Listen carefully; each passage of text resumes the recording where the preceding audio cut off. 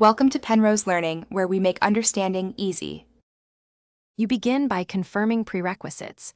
You must have unlocked Castaway Cliffs and hold the Keystone fragment. Immediately head to the cliffside entry and move deliberately. Don't explore side caves yet. Use a high mobility loadout so you can reach ledges and avoid fall damage. Once done, clear the first patrol route clockwise, prioritizing ranged threats than melee. Make sure to pick up every token dropped. Those region tokens are consumed at the altar and are non-refundable, so gather the required 3 before proceeding. Continue along the marked cliff path and focus on platform timing. Most failures come from rushing jumps. When you reach the narrow saddle, bait the miniature guardian into a choke point and use crowd control to finish it quickly. This spawns the altar.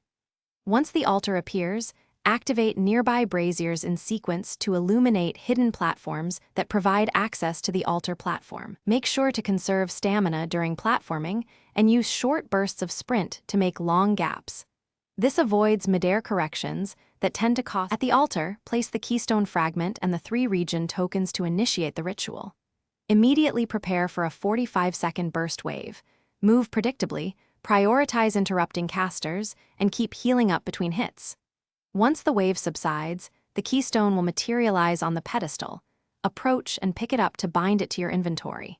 If the ritual fails or the Keystone vanishes, exit the zone and return to reset the altar. Then restock missing tokens and repeat the same controlled approach to ensure success.